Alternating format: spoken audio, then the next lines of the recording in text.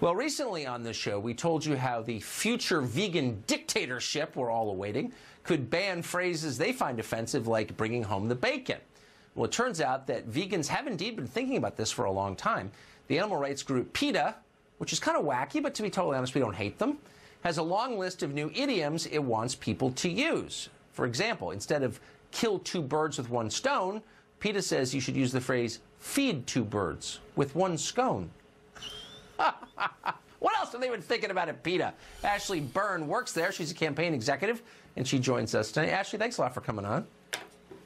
Thanks so much for having me, Tucker. Now, I know a lot of our viewers won't agree. I can't hate PETA. You're pro-dog, and you're obviously a little bit demented, but also kind of funny. But I just cannot resist on this topic. Okay. And we love that you don't hate us. Thank you. Oh, I don't. Look, I'm for anybody who loves dogs. Now, some parts of PETA really are crazy, and for the record, I'm against them. But some of the stuff does make me laugh. So you don't like the phrase to beat a dead horse, right? Well, even though the horse is already really? dead, so I guess it doesn't really matter, right? But what would you replace it with? We suggested feed a fed horse. Feed a fed horse. So overfeed a horse, make a horse fat, is what you're saying. Exactly. Force feed a horse, kind of like you would a goose for pate. Okay. Feed a fed horse. Okay. Just as nonsensical as beating a dead horse, right? You know what? It's a very good point. It's every bit as dumb as the idiom it replaced. Okay, fair enough. Bring home the bacon. Yeah. I kind of like that. But you say what? Bring home the bagels. And as a New Yorker, I like that.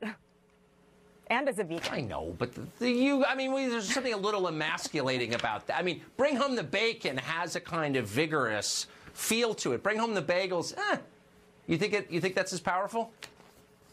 I don't know where you're getting your bagels, but yeah, absolutely. And I think it's fair. Yeah, and I think when you think about where bacon comes from, it's really not that light. The pork industry is pretty ugly. So absolutely, bring home the bagels. Which I don't ever think about. I didn't think about it this morning when I ate it. Take the bull by the horns. And that's why we want to have this conversation. Well, good point. Instead of taking the bull by the horns, let's take the rose by the thorns. And again, it sounds funny, but I think anyone who's ever seen a bullfight, it's grisly, it's awful. I agree. It's pretty ugly. Yeah. I agree. I don't want you to out me as an animal rights whacker, but I'm kind of with you in the bullfighting. It's not really a fair fight. Put your eggs in one basket. Never a fair fight. That seems harmless. What's wrong with putting your eggs in one basket? Put your berries in one basket because unlike eggs, berries don't come from chickens who live crammed into little cages where they can't turn around and, defecating on one another. Again, the egg industry, it's when you peek behind the scenes, you find cruelty, you find abuse, and so I know, but we're talking about language here. Why not?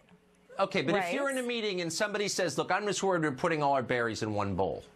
Everyone would turn in silent horror at that person and saying, you know what, you're just a tool. You can't work here, right?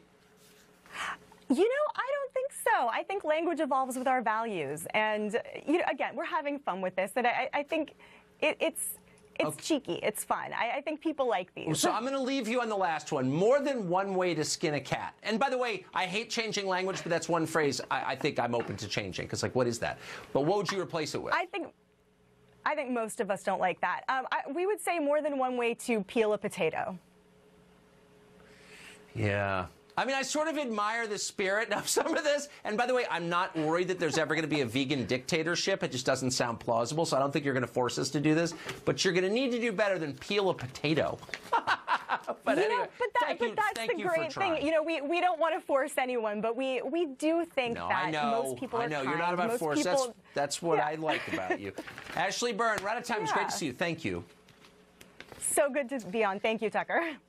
Thank you.